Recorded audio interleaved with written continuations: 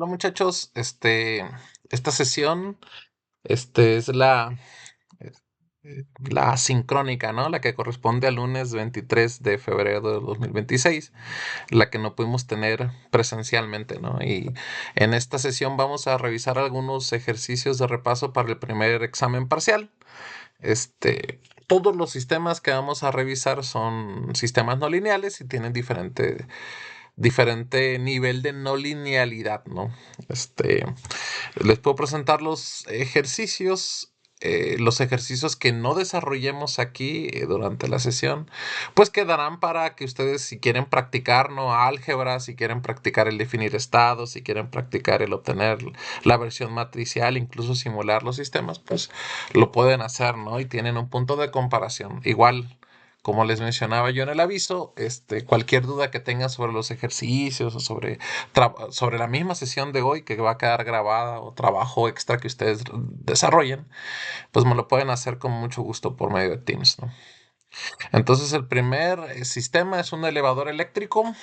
Este consta de básicamente una masa, ¿no? Que se le ejerce una fuerza que lo hace subir o bajar. Está actuado por medio de un motor eléctrico, del cual ya conocemos sus ecuaciones. También tenemos una suspensión automotriz. A esto se le conoce como modelo de un cuarto, ¿no? Un vehículo automotriz tiene cuatro llantas. Si tú solo modelas una llanta, pues estás modelando un cuarto de la suspensión. Por eso se llama de un cuarto. Y podemos notar que creo que sí lo vamos a analizar seguro aquí, pues se convierte, ¿no? Les había mencionado yo es muy similar a un doble masa resorte amortiguador, ¿no? La única diferencia es que el amortiguador de la llanta, no se toma en cuenta en el modelo. Hay modelos que sí lo toman en cuenta, hay modelos que no lo toman en cuenta. No lo toma en cuenta. Aparte es una suspensión activa. Eso significa que tenemos un actuador, en este caso un actuador puede ser eléctrico, puede ser hidráulico, puede ser lo que sea, que genera una fuerza en medio de la masa suspendida, que sería el chasis, la cual no se muestra aquí, y la masa no suspendida, que es la llanta, ¿no? La cual entra en contacto con el camino. También está el sistema del péndulo invertido sobre un carro, ¿no? En este caso, aplicamos una fuerza, sí, de manera lateral, F de T, sobre el carro. El péndulo está unido por medio de una unión loca, digamos, ¿no? Al carro, de tal manera que puede girar libremente, pero no se le ejerce ningún par directamente. Para poder ejercer un par sobre el péndulo, pues hay que ejercer una fuerza sobre el carro, y al mover el carro, el péndulo experimentará una transmisión recibirá un par, ¿no? Y ese par lo hará girar. ¿Sí? Normalmente el control de este sistema consta de dos partes, uno que se conoce como swing gap, que es básicamente si está orientado hacia abajo, pues primero tenemos que ponerlo viendo hacia arriba, y luego la de estabilización, que es mantener en vertical nuestro péndulo, ¿no? Y finalmente el sistema de un robot planar serial, que es básicamente dos eslabones unidos. En cada una de las uniones tenemos un actuador que genera un par, tau 1 y tau 2, y esos pares pues hacen rotar los eslabones, ¿no? Este modelo, estas ecuaciones definen la relación entre los pares de entrada y la dinámica de los ángulos de cada uno de los eslabones. El ángulo del eslabón 1 se mide desde el eslabón 1 hasta nuestro eje horizontal X0. Y el ángulo de nuestro segundo eslabón, que es Q2, se mide respecto al eslabón anterior. Y así sucesivamente, ¿no? Ese es como que el estándar de análisis y definición de referencias en manipuladores seriales. Entonces, pues nos vamos a arrancar con el primer ejercicio. Y en este caso tenemos nuestro elevador eléctrico. ¿Sí? Nuestro elevador eléctrico, básicamente como les había mencionado, consta de un motor eléctrico, ¿sí?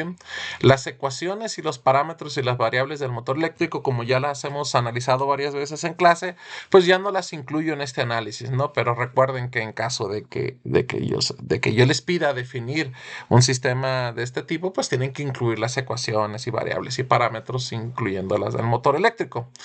En este caso, pues yo tengo un motor eléctrico al cual le aplicamos un voltaje VI, que genera una corriente I, ¿sí? La corriente se transforma en par, tau M. El par hace girar el eje del motor, el cual está pegado a una polea, ¿no? Con radio R. ¿Sí? Cuando yo hago girar esta polea, en un extremo de la polea, pues está pegado un tensor que permite subir o aplicar una fuerza positiva o bajar un elevador de masa m, ¿no? La altura del elevador se define como h de t, ¿sí? El elevador pues tiene que estar dentro de un riel, ¿no? Y ese riel que hace que sea seguro subirse al elevador, vaya, pues experimenta una fricción con coeficiente de fricción B2. El motor en sí mismo también tiene sus propios parámetros, no lo de siempre. Tiene constante de par, constante de fuerza contra automotriz, resistencia, inductancia, y su propia fricción y su momento de inercia J, ¿no? Además de esos, pues yo puedo identificar y del par de carga que recuerden que siempre que acoplamos algo a nuestro motor eléctrico, el par de carga es el par que se transmite, tau L, pues también ese se transforma por medio de la polea en una fuerza, ¿no? Sobre el elevador. Entonces deberíamos de tener una ecuación de acoplamiento que nos relacione el par que transmite nuestro motor, que es tau L, en una fuerza que hace que suba y baje nuestro elevador. Además tenemos, ¿qué otras variables? Pues la altura, la velocidad y la aceleración del elevador, h punto y h2 puntos, como variables del sistema, ¿no? La masa del elevador es m, se asume conocida. El coeficiente de fricción del elevador respecto a su riel es V2. El radio de la pole es R y pues también estamos siendo afectados por la gravedad, ¿no? Entonces tenemos que tomar en cuenta la constante gravitacional G. Como otro de los pasos de la metodología de modelado, pues tenemos que definir las referencias, ¿no? Y recuerden que esto es muy, muy importante, incluso en las tareas, ¿no? Había algunos errores en cómo definir o algunas dudas en cómo definir los signos de las variables de las ecuaciones. Aquí yo estoy asumiendo que las flechas de la figura indican el sentido positivo de todas las variables. Es decir, para acá es la corriente positiva, así es nuestro par positivo, nuestra velocidad del motor positivo y nuestro par de carga positivo. Para arriba es una fuerza positiva y por lo tanto también para arriba es nuestro desplazamiento y velocidad de aceleración positivo del elevador. Solo para corroborar, ¿no? Suele ser útil decir, bueno, como parte de las referencias, si el voltaje aplicado VI es mayor que cero, pues entonces estamos generando una fuerza positiva F sobre nuestro elevador. Y la última referencia, la única referencia a cero que requerimos, ya que no hay ningún resorte, ¿no? Como lo vimos en clase, pues es que el nodo inferior del circuito del motor eléctrico es la referencia y equivale a 0 volts. Las ecuaciones del motor de CD pues son las ecuaciones que hemos venido manejando hasta ahorita. No cambia absolutamente nada. Hay que tener cuidado con las etiquetas, ¿no? En algunas ocasiones la velocidad angular del motor será omega m, pero en otras será omega nada más. También pasa lo mismo con la corriente y los voltajes y los parámetros. No pueden modificar, ni siquiera cambiar de mayúscula a minúscula o viceversa, los parámetros y las variables, ¿no? Para que no haya error de representación matemática. Entonces empezamos con nuestras ecuaciones, las que ya conocemos, y tenemos las ecuaciones del elevador. Para obtener la ecuación del elevador, lo que hacemos es aplicar la segunda ley de Newton.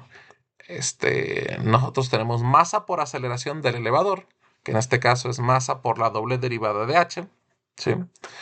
Y eso tiene que ser igual a todas las fuerzas que se aplican sobre el elevador. En este caso, la F que recibimos desde la polea y del motor eléctrico, que es positiva, ¿por qué? recuerden, como yo ya definí en mis referencias que F para arriba es positivo y también H para arriba es positivo, pues entonces yo sé que cuando F sea positivo, el elevador tiene que acelerar positivamente. Por lo tanto, esta tiene que ser positiva. Luego tenemos la fuerza de fricción viscosa, definida por V2, que es menos V2 por H punto. ¿Y por qué es esto? Porque cuando el elevador se mueve positivamente, es decir, su velocidad es positiva, pues la fuerza de fricción es negativa y viceversa. Es decir, el signo de todo este término, que es la fuerza, tiene que ser opuesto al signo de mi velocidad. ¿Sí? Y finalmente la gravedad, que como la gravedad siempre apunta hacia abajo, pues entonces, y hacia abajo nosotros en nuestro sistema de referencia lo definimos como negativo, pues tenemos un efecto de peso constante, ¿no? Que vale menos m por g. ¿Sí? Luego, eso define la dinámica de mi motor y la dinámica de mi elevador, y faltará acoplar estas dos dinámicas por medio de mi transmisión, que es la polea, ¿no?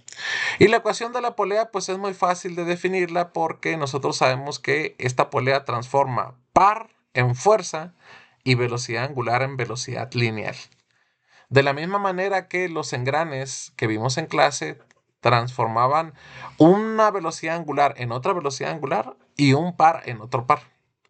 Pero aquí cambia la cosa, ¿no? Como yo nada más tengo una polea, pues la salida es un desplazamiento lineal, ¿sí? Y una fuerza. Y la entrada es un par y una velocidad angular. Para relacionar el par tau L, que es el que transmite mi motor, con la fuerza que se aplica en mi elevador, pues yo tengo que utilizar la clásica fórmula del par, ¿no? Que es fuerza por brazo de palanca. En este caso, si nosotros vemos o asumimos que se aplicó el par aquí, pues el brazo de palanca debe ser el radio de la polea. Entonces, el par de carga tau L será igual a la fuerza que se transmite a mi elevador por el brazo de palanca, que es el radio de la polea. Y con eso ya tenemos una ecuación de acoplamiento. ¿Sí? La otra ecuación de acoplamiento también viene de la definición de velocidad tangencial en la polea. Si yo tengo una polea que está girando a un omega m de velocidad angular, pues la velocidad lineal será simple y sencillamente esa velocidad angular por el radio de la polea. ¿Sí? Y aquí la tenemos, ¿no? La velocidad lineal del elevador pues es igual a omega m, que es la velocidad angular de la palanca, perdón, de la polea, por el radio de la polea, que equivale al brazo de palanca. Y con eso ya tenemos todas nuestras ecuaciones a considerar. De nuevo, tengan cuidado cuando definan los signos de los términos que definan en sus ecuaciones, ¿no? Yo, como ya les he mencionado varias veces en clase, es muy útil ir visualizando cómo se transforman las variables. Y si esos signos que definimos en las ecuaciones corresponden a las transformaciones de signo en las variables, de acuerdo a cómo visualizamos que funciona el sistema. Por ejemplo, yo aquí lo que estoy diciendo con estas ecuaciones es que cuando yo aplico un voltaje positivo en el motor, se genera una corriente positiva. Esa corriente positiva genera un par tau m positivo y una velocidad omega m positiva, se transforman en un tau L positivo, el cual se transforma en una fuerza positiva. ¿Sí? Esa fuerza positiva acelera positivamente el elevador. ¿Sí? Si este es el comportamiento esperado, bueno, pues las ecuaciones y los signos de los términos en ellas, pues deben de reflejar este comportamiento que acabo de escribir yo, ¿no? En la transformación de las variables. ¿Sí? Ahora es momento de transformar estas ecuaciones en un modelo en espacio de estados. Vamos a ver si llegamos hasta la simulación, o mejor nos pasamos a un segundo ejercicio, ¿no? Como para que ustedes puedan practicar más de la parte algebraica, que es la que veo fuera de la validación de la implementación o la validación del modelo en Simulink, es la que veo un poquito más como que más inestable en ustedes, ¿no? Menos firme. Entonces, pues lo vamos a hacer aquí. Aquí yo tengo una diapositiva donde tengo que definir entradas, salidas y estados. Y para eso pues voy a copiar las ecuaciones, ¿no? de mi sistema, las que acabo de definir. Si yo vengo para acá, tengo que identificar entradas. Yo sé que la entrada es la que inyecta energía al sistema, por lo tanto, la única entrada que yo tengo definida ahorita es mi voltaje VI. pues lo defino como entrada. Sé que no tengo otra señal que inyecte energía al sistema, entonces tengo solamente una entrada. Imagínate que yo estoy interesado en monitorear solamente la altura de mi elevador, ¿no?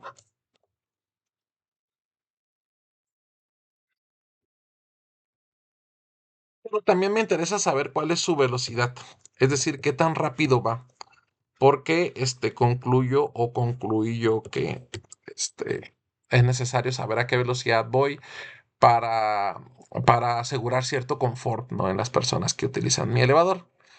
Y entonces es momento de identificar los estados. Y si recordamos los criterios, el primero dice que las cosas con derivada pues son susceptibles de estados. Yo aquí tengo una variable con derivada, ¿sí? Y tengo otra variable con derivada, ¿sí? Y tengo otra variable con derivadas. Entonces, ¿cuáles elegiré? Primero puedo elegir I de t, ¿sí? Para cubrir esta variable. Y puedo elegir omega m de t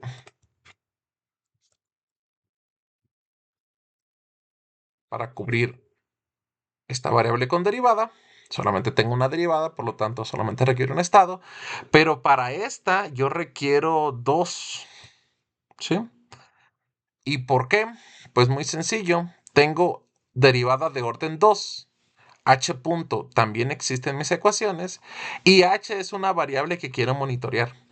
Por lo tanto, las tres variables h, h punto y h punto punto se encuentran en las ecuaciones que quiero representar. Por lo tanto, necesito dos estados aquí. Necesito el primero que sea siguiendo el criterio del integrador, h, y el segundo que sea h punto de t. Ya tengo cuatro estados. Para finalizar, yo tengo que elegir o tengo que validar el tercer criterio de elección de estados, que indica que si uno de los estados o un par de estados hay alguna ecuación que demuestre que son linealmente dependientes, pues tengo que descartar uno, ¿no? Entonces analizo, no hay ninguna ecuación por acá que defina dependencia lineal entre dos estados, pero aquí sí tengo una, miren. Esta ecuación que está ahí, la que tengo seleccionada, indica que h punto de t y omega m de t no pueden ser estados al mismo tiempo. Y x2 es omega m de t y x4 es h punto de t. Eso significa que no puedo tener a los dos como estados y tendré que descartar alguno. Solo por simplicidad voy a eliminar omega m de t. Recuerden, no importa realmente cuál elimine. Al final debería tener modelos congruentes desde el punto de vista dinámico, es decir, que representen el mismo sistema. ¿Sí? Evidentemente, si eligen otro tipo de estados, ¿sí? Si en vez de elegir h punto eligen omega m de t, pues tendrán diferentes parámetros en las matrices de su modelo, ¿no? O en las funcionales de su modelo. Solo para que coincida con, miren, aquí elegí otro, aquí elegí h omega m de t, esos voy a elegir. Le voy a cambiar el orden y va a ser, pip, va a ser x1.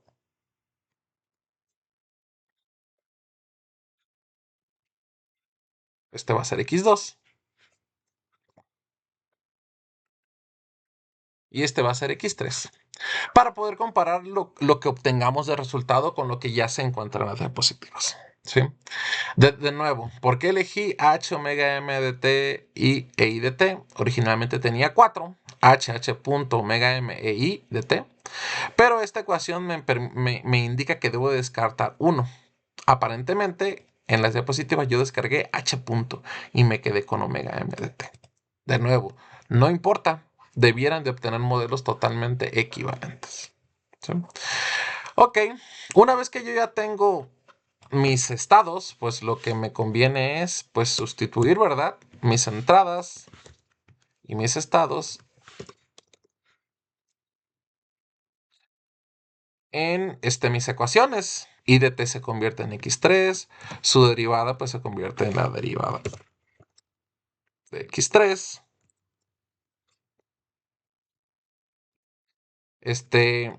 EM lo puedo eliminar ya que no representa ningún estado. Es una variable que de todas maneras no debiera de sobrevivir a la simplificación de mis ecuaciones.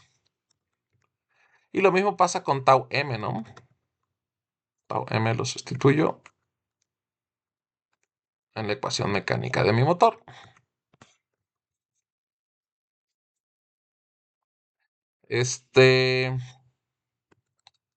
Como yo quiero que sobreviva omega m, y no h punto, pues entonces en todos los lugares donde yo tenga h punto sustituiré r por omega m. Eso significa que se convierte por h punto y sustituyo por r por omega m. Y por supuesto este h punto pues se convertirá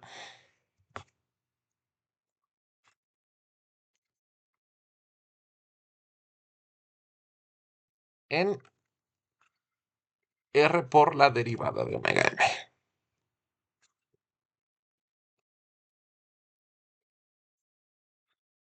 ¿Sí? Con eso también elimino esta ecuación. Ya eliminé h punto, eliminé EM, que es la fuerza contra electromotriz, y tau M, que era el par eléctrico. Lo último que me hace falta eliminar es tau L y F, que las tenemos aquí. Para eliminar tau L, pues sustituyo su equivalencia en esta ecuación. ¿Sí? Aquí yo puedo seguir eliminando F o sustituyendo los estados y las entradas. Voy a ir eliminando. Cuando los pase de este lado, esto se convierte todo en positivo.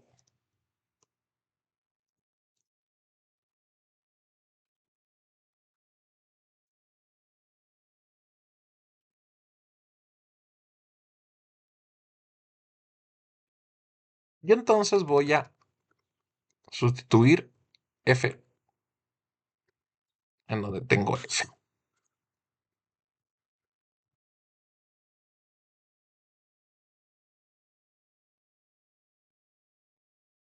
Y con esto habré terminado de eliminar todas las variables que necesito eliminar de mi sistema.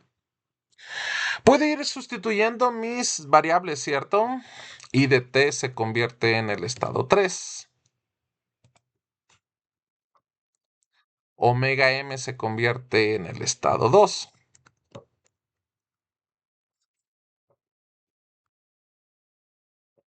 Omega m se convierte en el estado 2.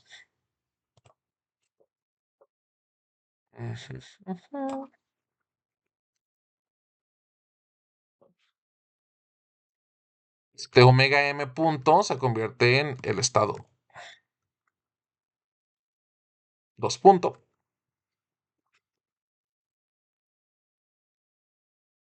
Y lo mismo pasa con la derivada de omega que tengo por acá. X2 punto. ¿Sí? Ya tengo puros estados y entradas y derivada de estados. Y tengo los estados aquí, del cual puedo despejar x2 punto de la segunda ecuación y x3 punto de la primera ecuación. Voy a intercambiarlos. Bueno, todavía no necesito hacerlo.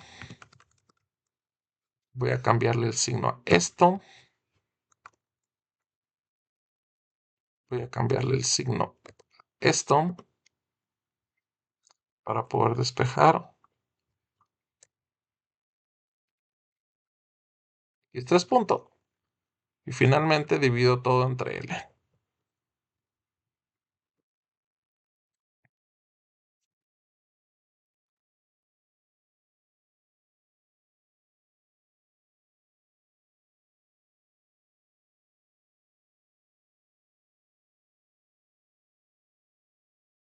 Reacomodo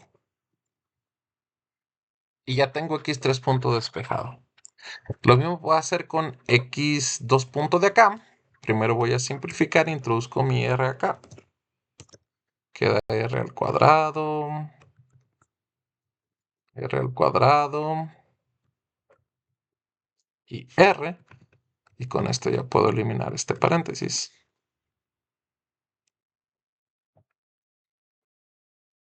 Y voy a agrupar mis términos. En este caso, x2 punto lo pongo por acá. Y agrupo x2 punto. Lo borro de aquí. Lo agrupo acá. También tengo que hacerlo para x2. Que lo puedo hacer aquí, miren. Agrupo.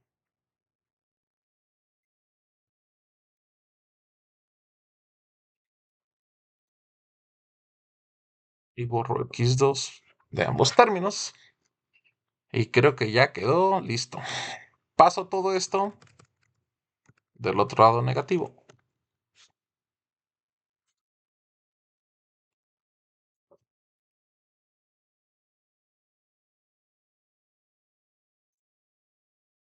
Este también debe ser negativo y lo pongo de este lado.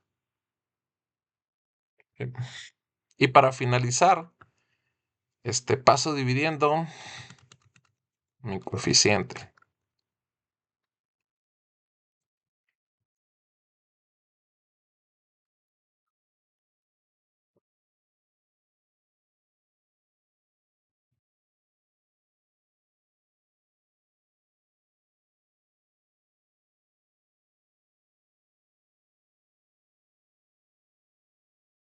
Con lo cual termino de despejar x2 punto. Y solo para mantener el orden, me voy a llevar x2 punto al principio. Sí. Lo último que me hace falta es obtener x1 punto. Para eso me voy a traer una de las ecuaciones originales. Y entonces yo sé que x1 punto es igual a h punto. Lo voy a poner acá.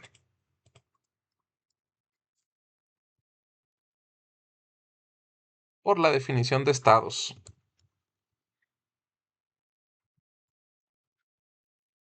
Y yo sé que h punto es igual a r por omega m de t de las ecuaciones de la polea. Y yo sé que omega m de t es igual a x2. Mira, aquí lo tenía como x4. Entonces sustituyo aquí x2. Y ya terminé de obtener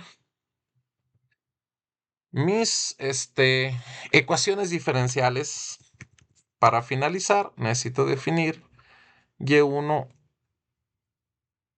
y y2. Las copio acá. Y2 es la misma que acabamos de obtener. Como y2 es h punto y h punto equivale a r omega m de t, ¿sí? Y r omega m de t es r por x2 punto, perdón, por x2, pues sustituyo aquí. Y mi otra ecuación de salida es... Ah, no era h, esta era la 2.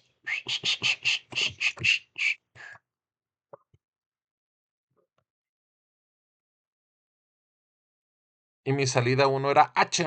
Y como h es x1, pues aquí pongo x1 de t. Y con esto termino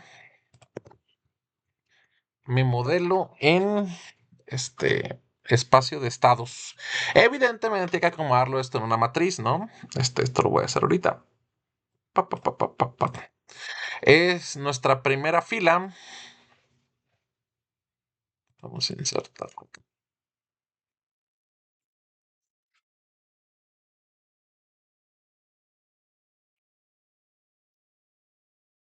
La ecuación que yo tengo que obtener es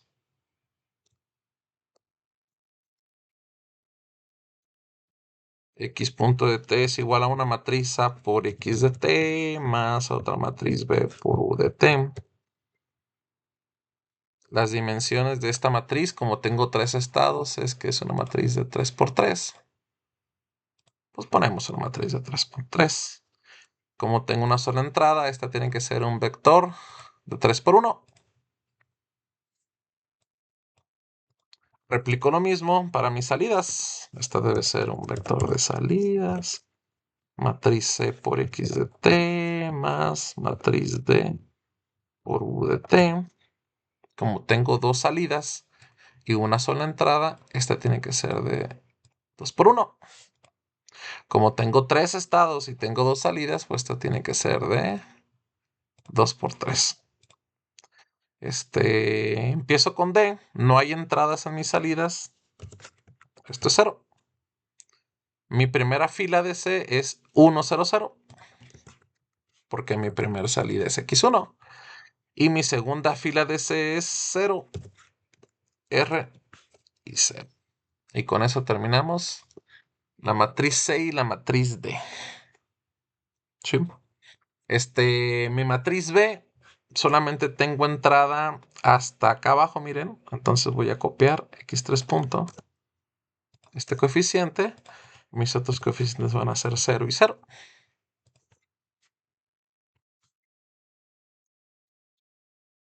Tan sencillo como eso. Y empiezo a acomodar coeficientes en mi matriz A, que es la última que me hace falta. Mi primer fila de A sería 0, R y 0.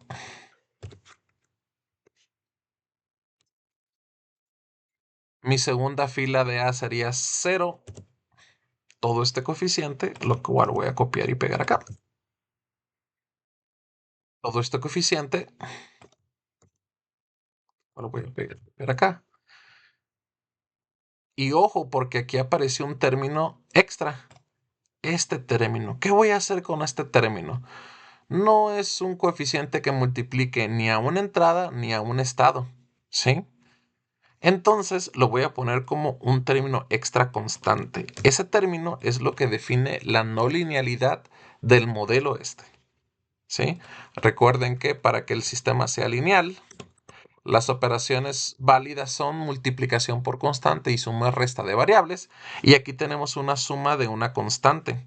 Por lo tanto, este término, la gravedad o su efecto, que es el peso, es lo que hace que mi sistema sea no lineal. ¿Sí? Y luego pues terminamos con la última fila, que sería 0. Este coeficiente, que es el coeficiente de x2. Y este coeficiente sin x3, por supuesto, que sería el coeficiente de x3. Lo pego y borro x3.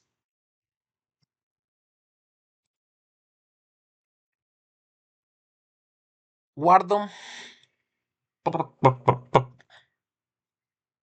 Guardo este, mi archivo y mi modelo recién construido. Lo voy a comparar con lo que hizo Luis Enrique del pasado. Es muy probable que, por ejemplo, las salidas sean diferentes. ¿Por qué? Porque es un ejercicio diferente, ¿no? Cada que hago el ejercicio, pues defino las salidas que creo que me interesan. Pero las entradas y los estados debieran de ser exactamente iguales. Entonces eso significa que A y B y este vector de aquí tienen que ser iguales. Y mi matriz C y mi matriz D quizás no lo sean, ¿no? Y pues lo puedo corroborar, ¿verdad? Miren, la matriz A 0, 1, es totalmente... Ah, aquí yo tengo un error. Este tendría que ser R. ¿Sí? ¿Por qué? Porque no tengo mi segundo estado, mi X2 no es H punto, sino omega M. Entonces esto debe ser R por X2. Así, con esa corrección, quedan exactamente los mismos coeficientes. Pip, pip. Para A, para B y para el vector que se suma a las ecuaciones diferenciales, RMG, MR cuadrado más J. Y acá yo definí como salida solamente H, por lo tanto mi vector, mi fila de C solamente es 1, 0, 0. Pero aquí agregué otra salida que es H punto, por lo tanto se convirtió en 0, R0. ¿Sí? Eso significa que terminamos nuestra obtención del modelo en espacio de estados. De aquí lo que sigue es validar el sistema. Si implementas este modelo en Simulink, y comparas las gráficas que obtengas con la realidad que tú esperes del sistema, pues eso permitiría validar tu modelo matemático, ¿no? ¿Qué tipo de experimentos son lo que se esperaría se hicieran, ¿no? Sobre el elevador? Pues, ¿qué pasa, por ejemplo, con los estados? Es decir, la altura y la velocidad y la corriente. La altura del elevador, la velocidad angular de la polea y la corriente del motor si yo aplico un voltaje positivo, ¿no? ¿Qué pasa con los estados si yo no aplico nada y las condiciones iniciales son cero?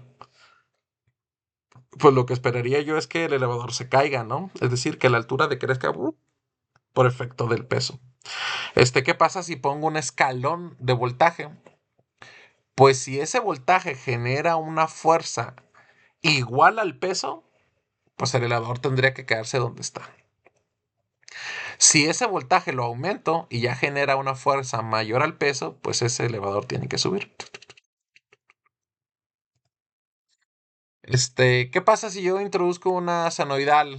Ah, pues recuerden, el sistema es lineal, bueno, cuasi lineal, ¿no?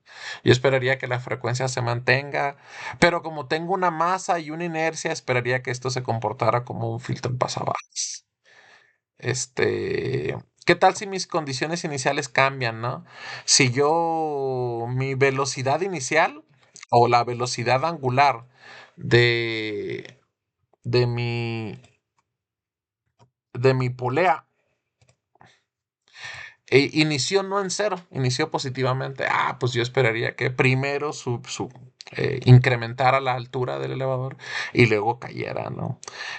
Son todas las formas de validar el modelo. La última forma que nosotros vimos es si cambio los parámetros, ¿no? ¿Qué pasa si yo disminuyo m ante la misma entrada de escalón? Ah, pues tiene que subir más rápido, ¿no? ¿Qué pasa si aumento m? ¿Qué pasa si quito la fricción? Etcétera, etcétera. Voy a dejar que esos experimentos de simulación lo realicen ustedes. Y de nuevo, si tienen alguna duda sobre los resultados que obtengan, pues me los hacen saber. Voy a quitar luego voy a actualizar sus diapositivas para que tengan el resultado correcto. Suspensión automotriz. ¿Puedo ir con la suspensión automotriz o puedo ir con el péndulo invertido? ¿O puedo ir con el robot serial planar? Es fácil ver que quizás valga la pena echarle un ojo a la obtención de las ecuaciones de la suspensión automotriz, que yo las tengo aquí, pero las podríamos también obtener, ¿cierto? Pa-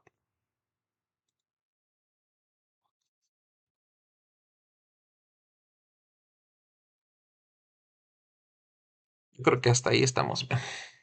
Sí. Vamos a trabajar con la suspensión automotriz, al menos hasta obtener las ecuaciones. Y luego me gustaría hacer un ejercicio de trabajar con las ecuaciones no lineales, ¿no? En la suspensión automotriz, considera que tú tienes una masa suspendida. Esta es la ms que se indica aquí. En la masa suspendida, evidentemente, es el chasis del coche, ¿no? Incluyendo a las personas o al conductor y a todos los tripulantes, ¿no? Del vehículo automotriz. Y la masa no suspendida, que aquí se identifica como MU, pues corresponde a la masa de la llanta, ¿no? La llanta, que es la que interactúa directamente con el piso, pues aquí se está modelando como un simple resorte. Esto es normalmente insuficiente, sobre todo a altas velocidades, porque las llantas pues tienen cierto coeficiente de deformación y también de amortiguamiento. Entonces, normalmente se integran también otro amortiguador aquí, además de este que es BS de acá. Ahora, la suspensión, esta que está aquí, pues se modela como hemos visto en clase, ¿no? Yo tengo aquí adentro una viscosidad ¿sí? Una grasita que define una viscosidad entre la parte que se mueve junto con el chasis y la parte que está soportando a todo junto con la llanta, ¿no? Esa fricción viscosa se modela como este amortiguador BS y pues tenemos este resorte, ¿no? Que está aquí. Este resorte se modela como un resorte KS. ¿Sí? Yo asumo que yo tengo sensores que me miden la altura de la masa suspendida y la defino como H1. La altura de la masa no suspendida, es decir, del eje de la llanta, y la defino como H2. Y también que yo tengo el efecto del piso, ¿no? Es decir, si el piso, si yo encuentro un bache, pues entonces la altura del piso decrece. Si yo encuentro un tope, pues entonces la altura del piso aumenta. Y esos efectos del cambio de la altura del camino, que aquí se definió como HC, pues también tiene un efecto sobre el comportamiento de mi suspensión, ¿no? Y de las alturas de la masa suspendida y de la masa no suspendida, que es la llanta. Yo voy a asumir aquí que las referencias están indicadas por las flechas de las figuras.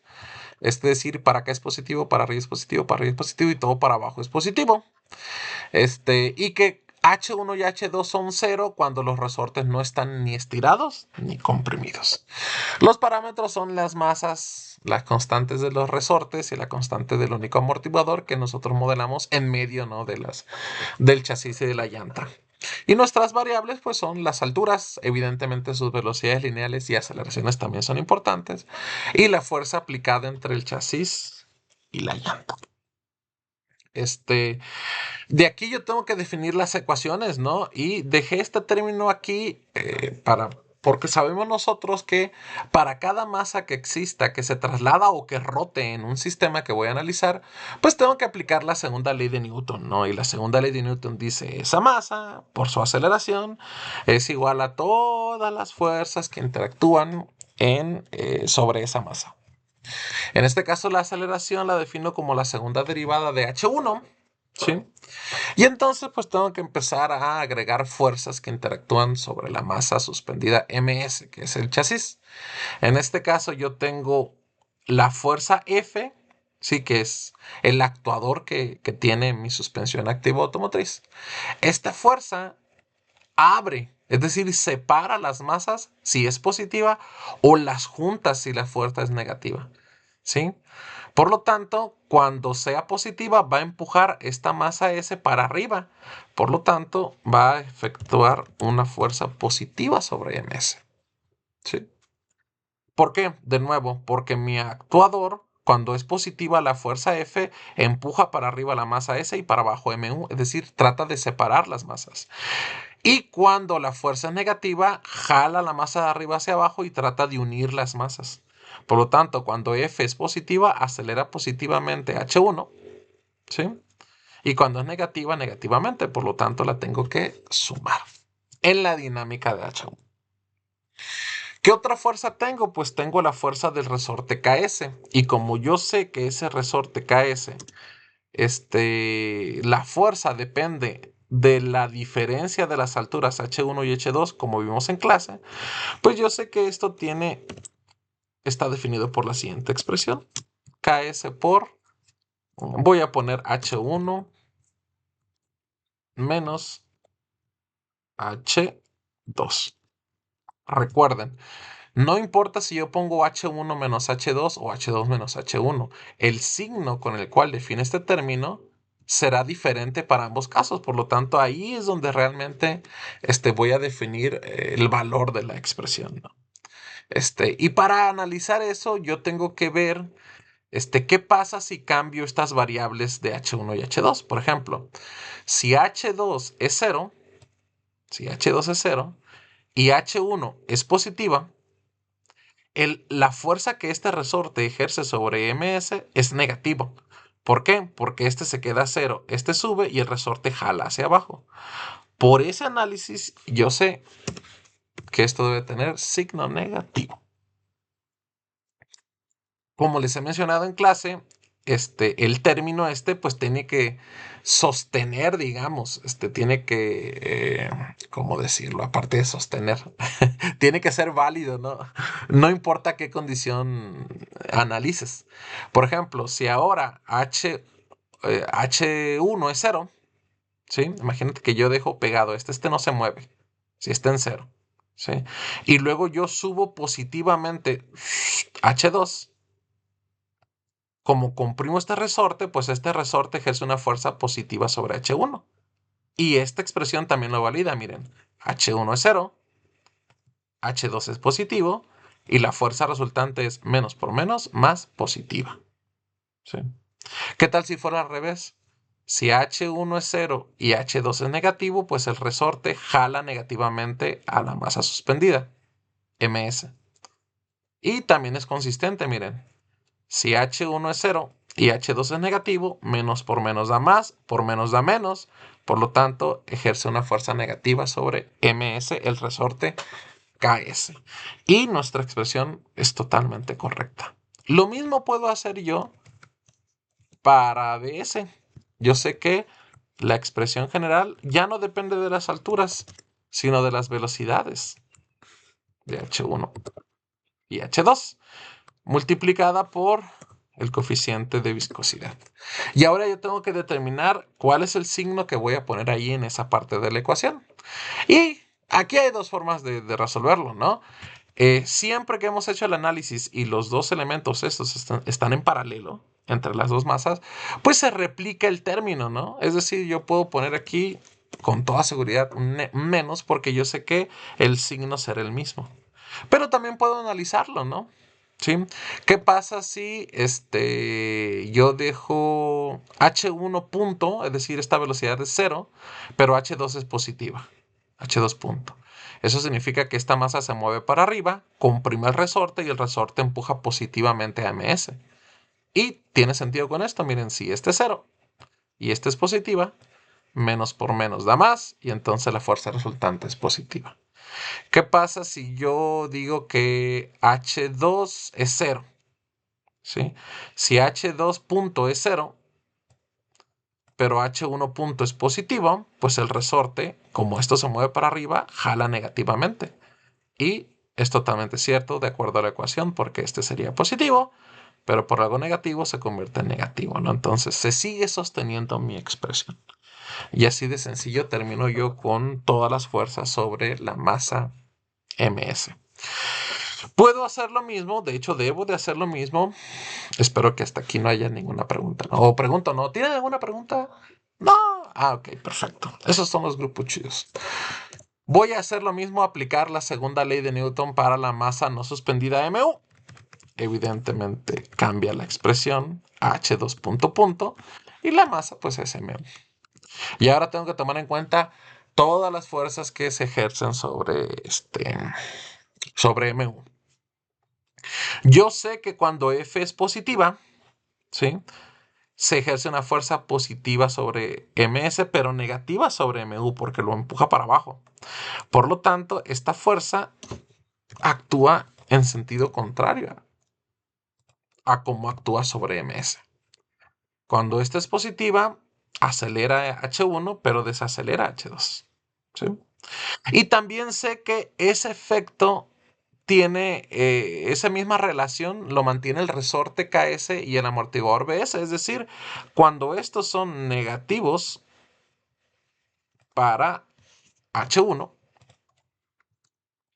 pues son positivos para H2.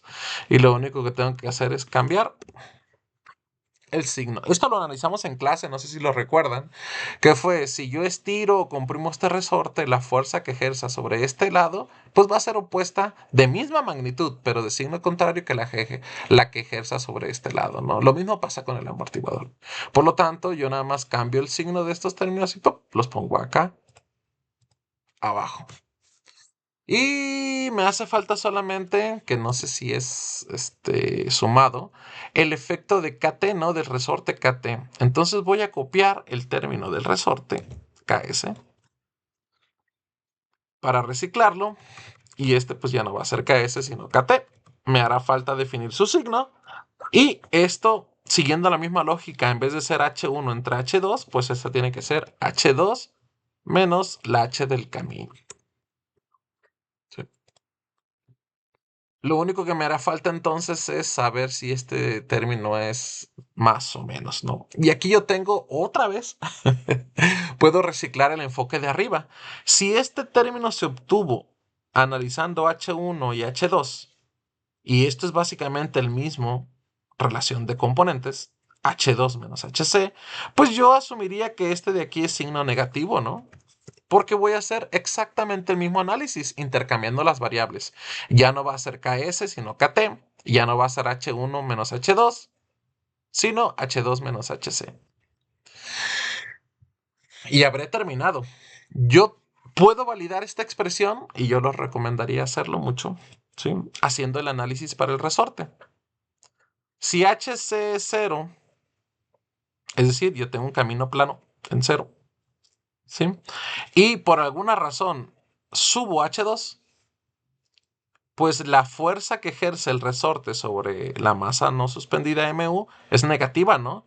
Porque si esta sube, el resorte lo jala hacia abajo, ¿sí? En ese caso se cumple, miren, este es cero, perdón, este es positivo y la fuerza resultante es negativa. Ahora, ¿qué tal si H2 es cero? Este es cero.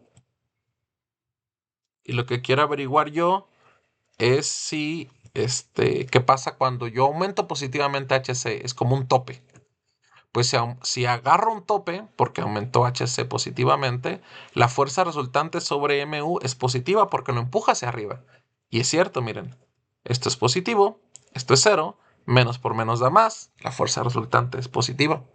Ahora, si agarré un bache y bajó negativamente HC, menos por menos da más, por menos da menos, y tiene sentido, ¿no? Agarramos un bache, se estiró el resorte y la fuerza que el resorte ejerció sobre la masa U es negativa, lo cual es consistente con nuestra ecuación, ¿sí?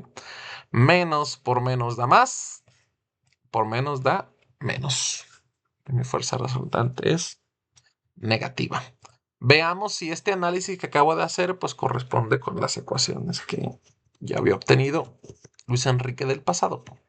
Y si las comparamos, nos faltó el peso en ambos casos, miren, lo andaba olvidando. Entonces antes de compararlo, vamos a terminar con las fuerzas. Y aquí normalmente me gusta hacer un pequeño paréntesis, ¿no? Si yo, ¿es necesario realmente modelar e incluir el peso de nuestro vehículo? ¿Y por qué? Y la respuesta es sí, sí es necesario incluir el peso. ¿Por qué? Porque imagínate que nuestro coche agarra un tope, ¿sí? Si nosotros no incluimos ningún término que modele el peso, pues entonces nada va a mantener al coche sobre el suelo. Y con cualquier tope, convertiremos a nuestro vehículo en un coche volador, ¿sí? ¿Qué es lo que lo mantiene después de un transitorio? No, dependiendo del peso, por supuesto. Nuestro vehículo en el suelo, pues el peso. Como el peso siempre apunta para abajo en ambas masas, pues yo solamente tengo que agregar un término negativo para cada masa, ¿verdad? En este caso sería ms por g para la masa suspendida y menos mu por g para la masa no suspendida. ¿Sí? Ahora sí, me voy a comparar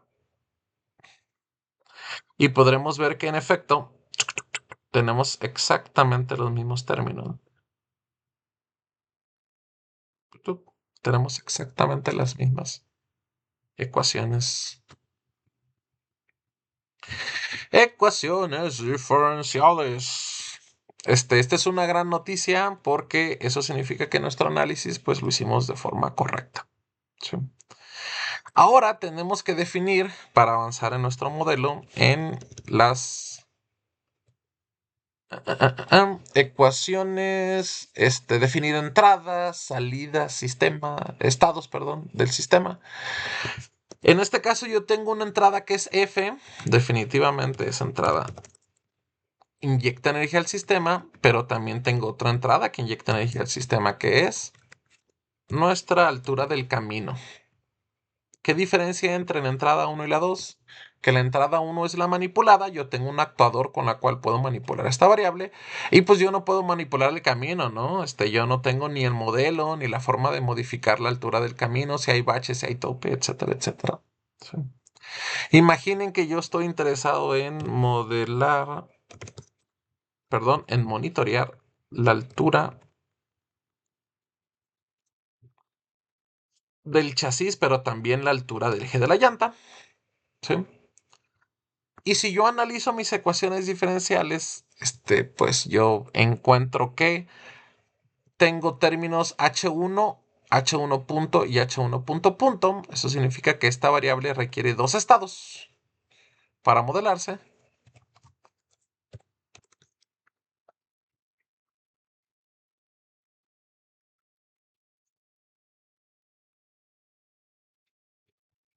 Y como también pasa lo mismo para H2, pues requiero otras dos variables, ¿no? Lo cual dan cuatro estados. Este es 2, este es 2 y este es 3. De aquí en adelante lo que tengo que hacer yo es incluir, ¿no?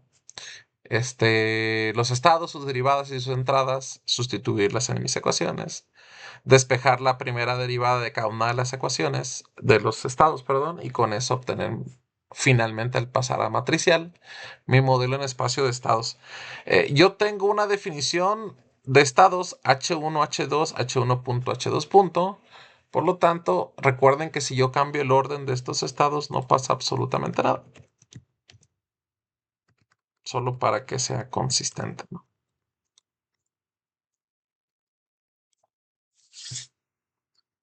Y me arranco.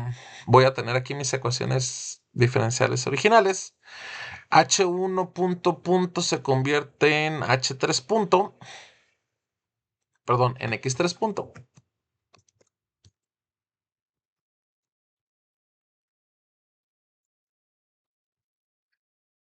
F se convierte en 1, H1 se convierte en X1, H2, mira, esto fue muy conveniente, se convierte en X2, H1 punto se convierte en X3, H2 punto se convierte en X4, MS por G se queda así, H2 punto se convierte en X4 punto.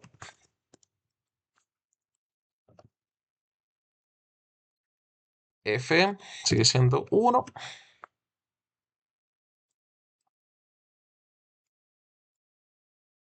H1 se convirtió en X1. H2 se convirtió en X2. H1 punto se convirtió en X3. X4. H2 punto. Este es X2. Y HC se convirtió en U2. Y ya tengo mis ecuaciones diferenciales con los estados sustituidos, ¿no? Y sus derivadas de estados. Voy a convertir esto en 18. ¿Cabrá? Sí. Sí. Ahora lo que tengo que hacer es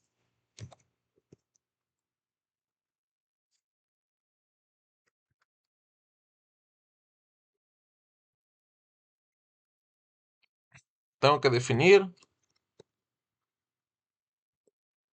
X1 punto. Tengo que definir X2 punto, X3 punto y X4 punto. Por definición yo sé que X1, que es H1, me da que X1 punto es igual a H1 punto, que es X3. Eso lo obtengo de la definición de estados. Y lo mismo aplica para X2 punto, que me da X4. X3 punto lo voy a obtener de aquí. Y X4 punto lo voy a obtener de acá. Pues solamente necesito hacer álgebra, ¿no? En este caso, Voy a dejar mis entradas hasta el final.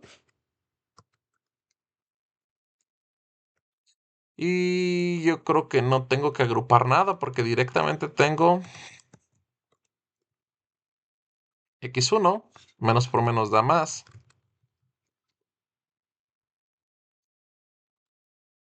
lo cual me da los coeficientes de x1 y x2.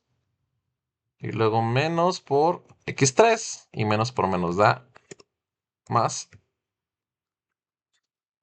Y tengo los coeficientes de x3 y x4.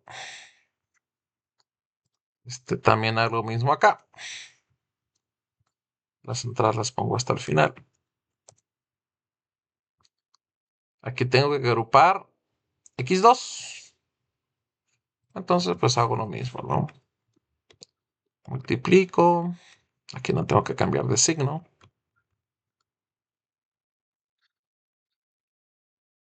Multiplico. Aquí tampoco tengo que cambiar de signo.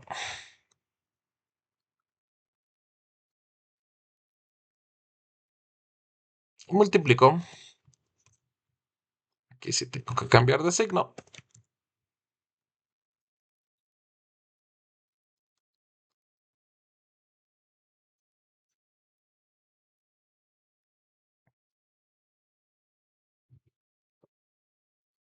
¿Sí? Finalmente, despejo x3 puntos de aquí.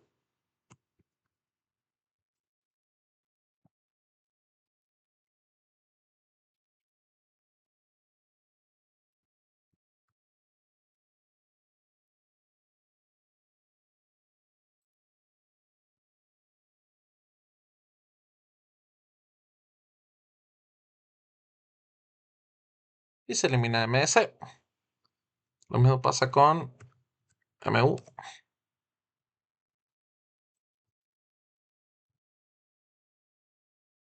Aquí convendría agrupar este x2, ¿verdad? Menos ksx2 menos ktx2.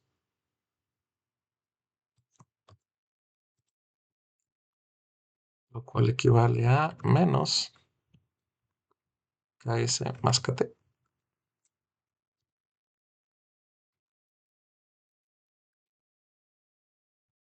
Y ahora sí paso dividiendo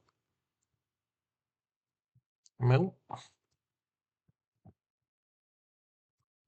Tengo otro término por agrupar.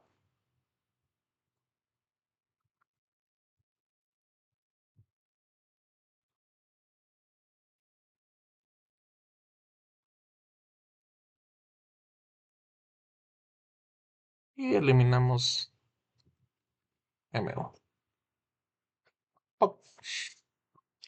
Ya lo último que necesitamos hacer es obtener nuestros coeficientes, ¿no? Que quedaría 0, 0, 1, 0 en la primera fila, 3 ceros y un 1 en la segunda fila, y tercera fila, y cuarta fila de A. En B nos quedaría 0, 0. Recuerden que tenemos dos entradas. Nos quedaría 1 entre ms y 0. Nos quedaría menos 1 entre mu y kt entre mu. Y además tendríamos un vector extra, ¿no? Para poder incluir el efecto de la gravedad. Recuerden, es importantísimo. ¿Sí? Aquí. Y lo podemos validar aquí, miren. Voy a compararlo con el modelo que ya tenemos.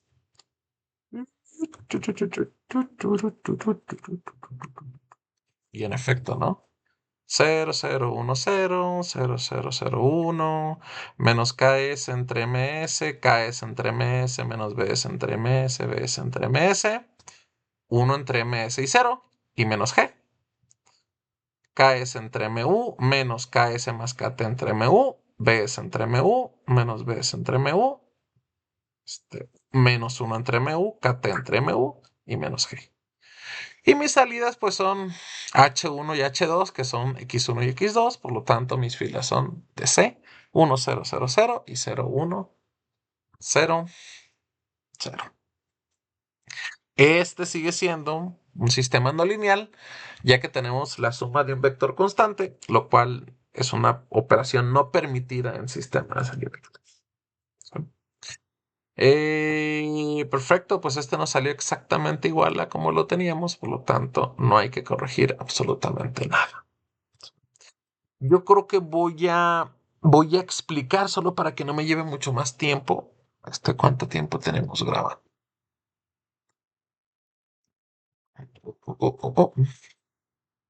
Y que no se me enfaden, ¿no? Yo creo que voy a explicar uno de los dos sistemas no lineales.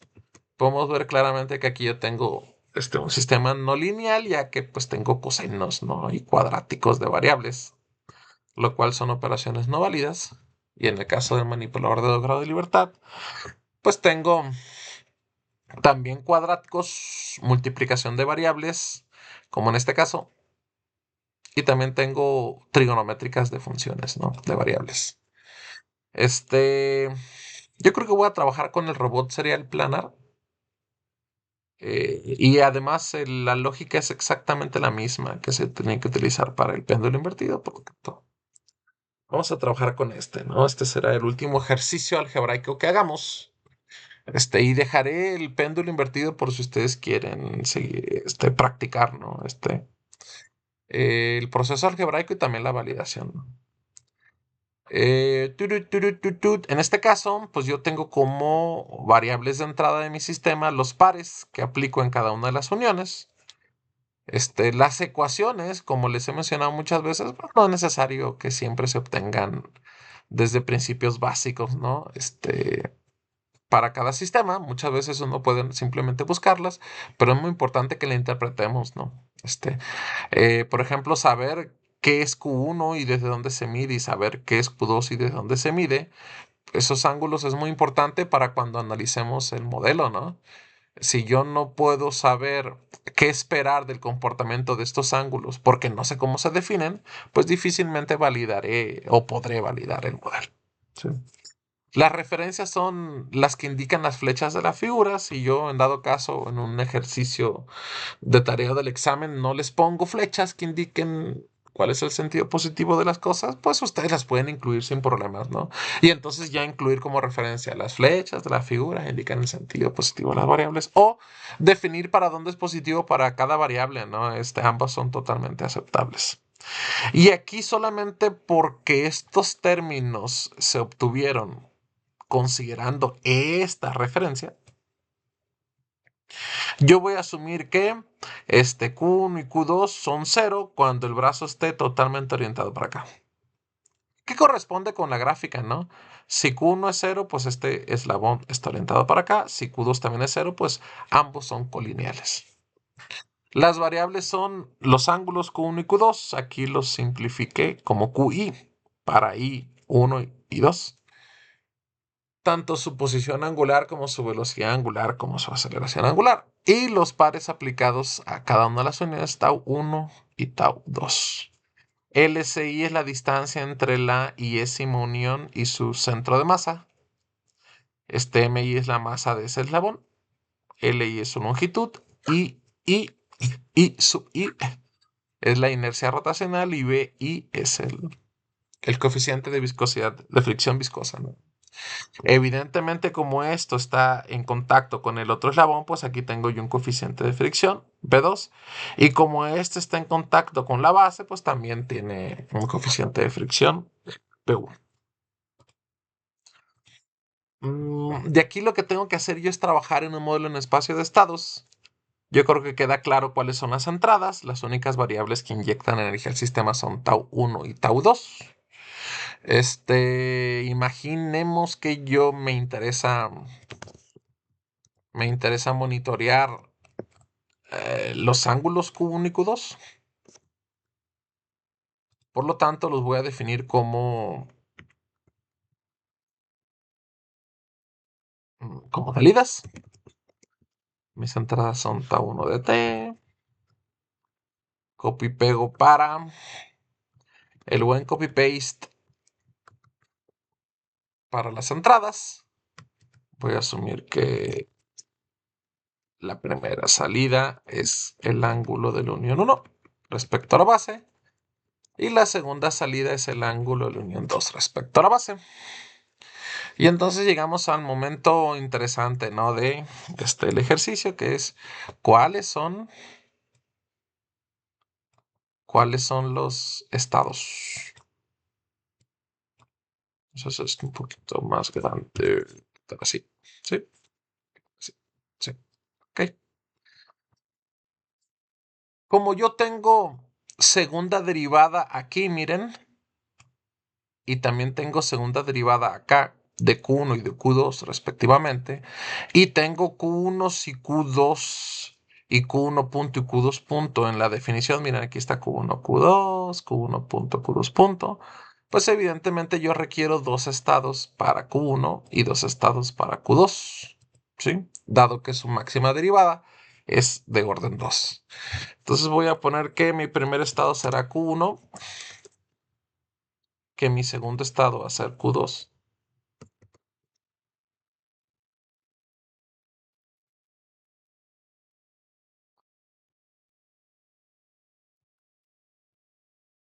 Mi tercer estado va a ser Q1 punto.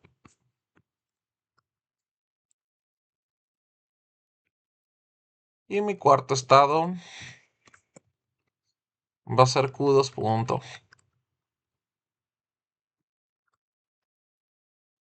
Ahí está el total de estados que requiero yo para representar este sistema.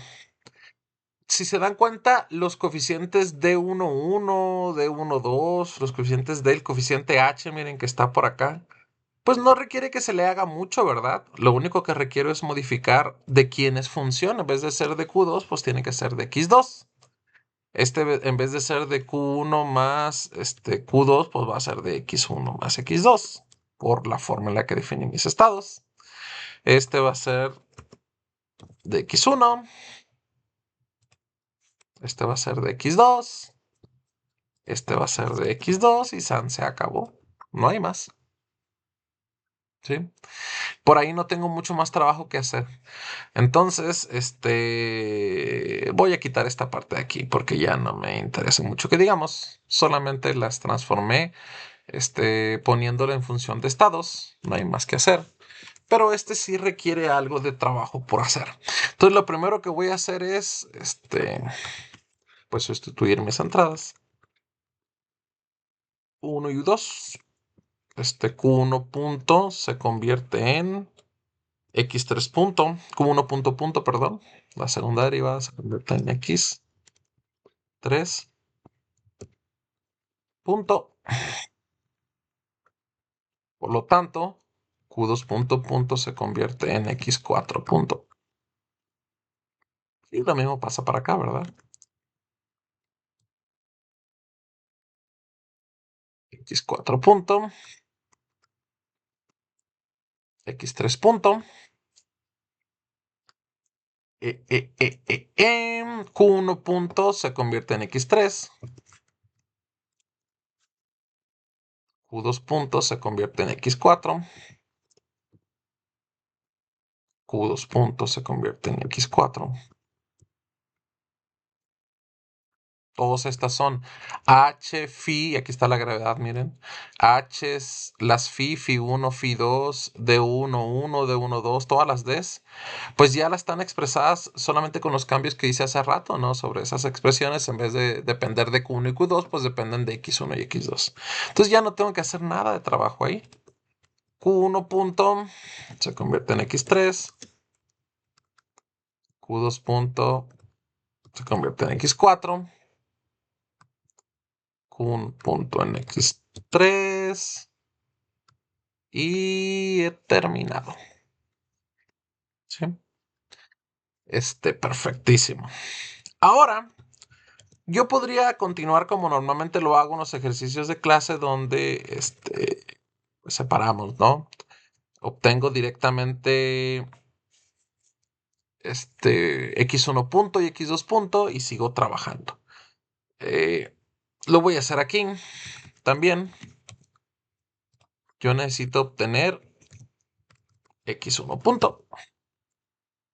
Y también necesito obtener X2 punto. Y esto los obtengo de la definición, ¿cierto? Ya que usé cadena de integradores, x1 es q1, x1 punto es q1 punto, que es igual a x3.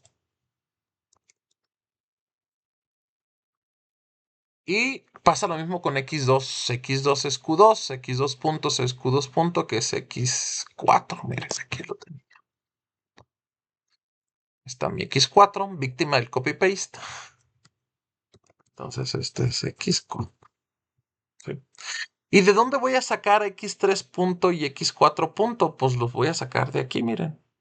x3 punto y x4 punto. El problema, el único problema, es que yo tengo x3 punto y x4 punto en ambas ecuaciones. ¿Sí? Los voy a despejar al mismo tiempo. Los voy a despejar como una ecuación, como un par de ecuaciones lineales. Bueno, como un par de ecuaciones, ¿no? ¿Cómo hago eso? Pues muy sencillo. Voy a agrupar vectorialmente. ¿Sí? Es decir, voy a hacer un vector de un lado y otro vector de otro lado.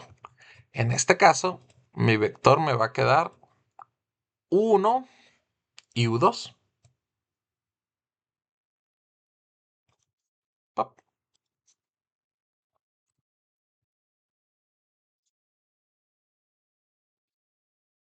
¿sí?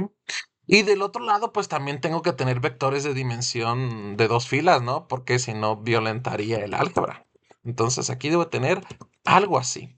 Yo puedo agarrar y pegar todo esto aquí, pero mejor voy a definir cómo voy a despejar esto de aquí. Si se dan cuenta, estos términos x3 punto y x4 punto, pues puedo representarlos como una matriz de 2 por 2 multiplicada por x3 punto y x4 punto. ¿Cómo? De este lado va a quedar x3 punto y x4 punto. Y de este lado me va a quedar una matriz de 2 por 2, donde este va a ser el coeficiente en la primera ecuación de x3 punto, es decir, va a ser de 1, 1. Lo iba a cortar, pero mejor lo voy a pegar para poder compararlo. Este va a ser el coeficiente de x4 punto en la primera ecuación. Este va a ser el coeficiente de x3 punto en la segunda. Y este va a ser el coeficiente de x4 punto en la segunda ecuación. Y se pueden dar cuenta que U1, U2 como un vector es igual a esto por esto. Y ya con eso modelé e incluí estos cuatro términos de acá. ¿Sí? Y todo lo demás, todo lo demás lo voy a incluir como otro término más, como un vector simple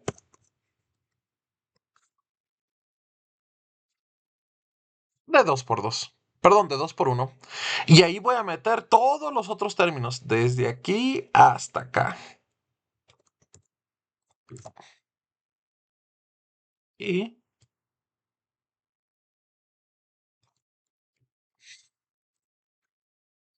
nos podemos dar cuenta entonces que esta expresión de aquí es equivalente a estas dos ecuaciones de acá.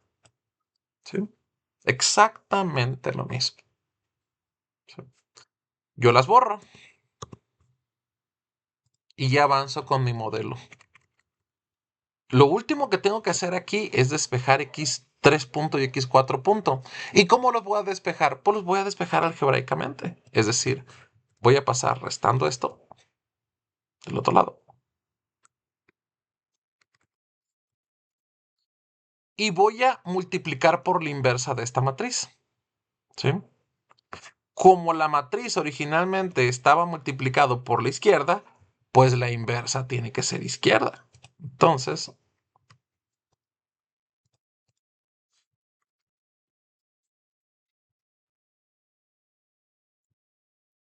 por la inversa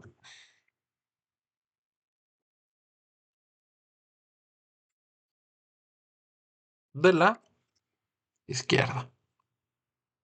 Chiquichiquichichan. Chiquichiquichichan. Sí. Y pues se acabó mi despeje. Voy a pasar este término al otro lado. Pip, pip, pip, pip, pip, pip, pip, pip. Ya tengo x1 punto, x2 punto, x3 punto, x4 punto despejadas de estas ecuaciones. Eh, Aquí también puedo aplicar yo el criterio del churrito, ¿verdad? Yo puedo decir, mi matriz D mayúscula es igual a esta matriz que está aquí. Por lo tanto, pongo D ahí y la defino acá. Y también puedo decir, vamos a ver si phi mayúscula no sirve. Phi mayúscula, sí. Phi mayúscula es todo este vector que está acá, miren. Todo esto que está aquí. Entonces yo pongo phi mayúscula aquí y digo que phi vale esto. ¿Se dieron cuenta cómo el definir estos términos acá simplificó mucho esta expresión? Pero muchísimo. ¿Sí? Ahora sigue siendo una expresión no lineal, ¿verdad? Pero incluso yo puedo ir un poquito más allá. Para separar los términos que tienen entradas de los términos que no tienen entradas, pues puedo separar esto así, miren. Sin ningún inconveniente.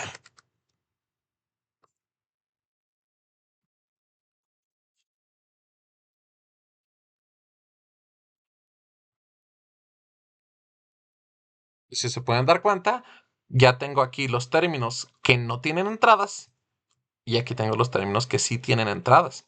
Es decir, que yo aspiro a una representación del tipo, lo voy a escribir acá abajo,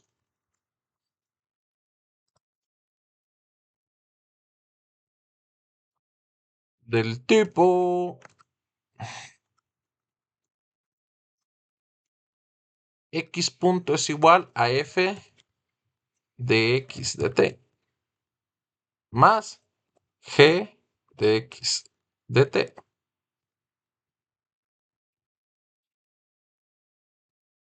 por u de t. Y lo único que necesito es definir cuánto vale f de x de t, que evidentemente f de x de t va a valer esto. Ah, perdón, esto más esto. ¿Sí?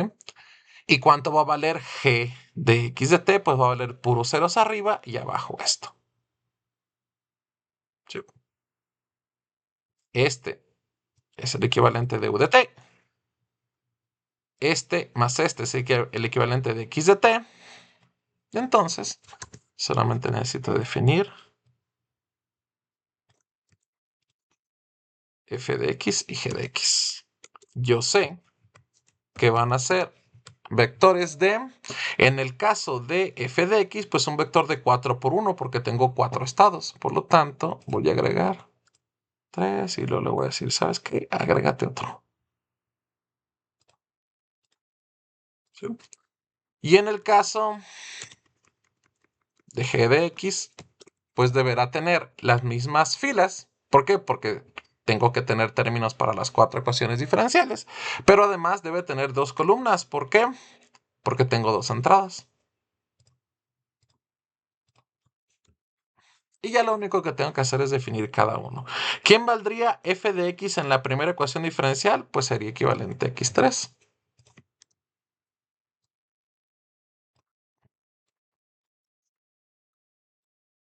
No sé por qué me molesta que estén negritas.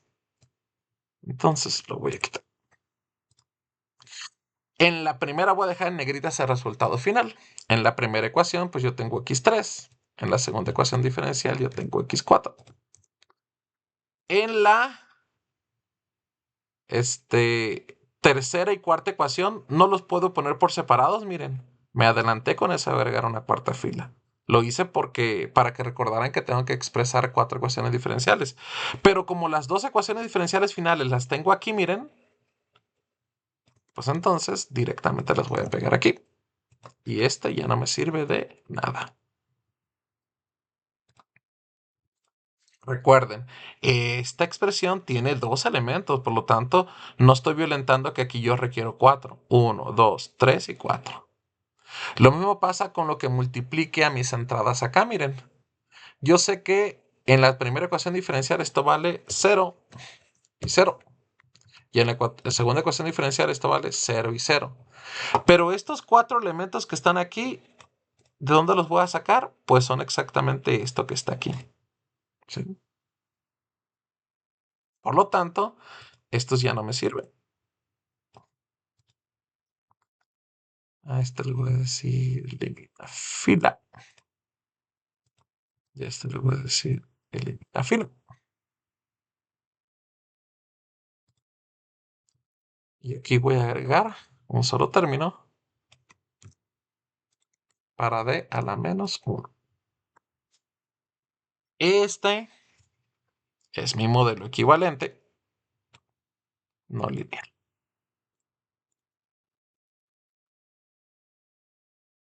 Ven que definir o utilizar el truco del churrito es bastante útil. Fíjense cómo un montón de términos se simplificaron para mi modelo no lineal. Evidentemente yo tengo que definir qué D vale todo esto, qué phi vale todo esto, pero una vez que los defina es bien fácil manipular las expresiones. Eso para control es muy, pero muy útil, como vamos a ver después. Comparemos la expresión que yo tengo acá con la expresión que se tiene acá. Miren, aquí no simplifique tanto, ¿sí? G evidentemente quedó igual, miren, la G quedó exactamente igual. Y F quedó exactamente igual, pero no la simplifiqué. Miren, aquí está el signo menos, que está acá.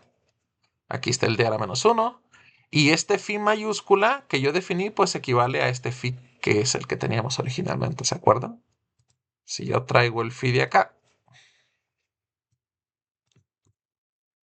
pues vamos a darnos cuenta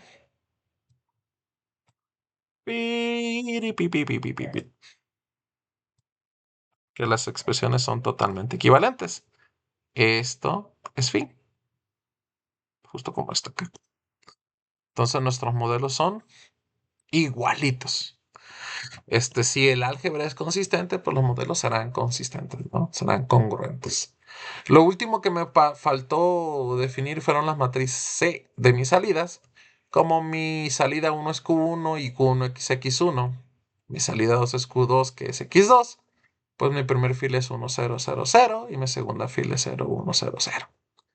Y con eso tenemos exactamente el mismo modelo que teníamos antes.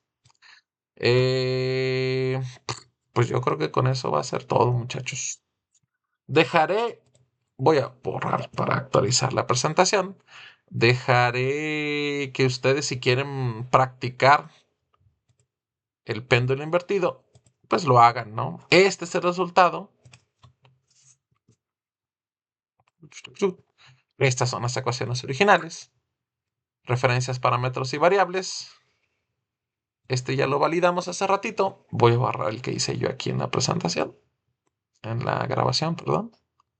Y también que ya lo validamos. Con el cambio que hicimos aquí de R, voy a actualizar la presentación y estas son las ecuaciones originales. Practiquen. Después de ver el video, pues sería quizás bueno que ustedes, si se les dificulte un poco el álgebra, hicieran el desarrollo algebraico por su cuenta y que les quedara claro por qué se tomaron las decisiones que se tomaron durante este desarrollo. Y si quieren practicar la parte de simulación, pues los invito a introducir o modelar en Simulink los modelos que se obtuvieron aquí, pues hacer el experimento de validación. De nuevo, si tienen cualquier duda, comentario, pregunta sobre esto o lo que sea, pues seguiremos en contacto por medio de Teams. Saludos, muchachos. Ante cualquier novedad, yo les estaré informando por medio de Canvas si es que se siguen haciendo las sesiones virtuales o si tengo que posponer el examen o cambiar el formato del examen. Seguro que les voy a avisar por medio de Canvas qué es lo que va a pasar. Y esto dependerá, pues no de mí, ¿no? Dependerá de lo que decida la universidad. Saludos, muchachos, a todos. Espero que estén muy, muy bien. Cuídense y nos vemos pronto.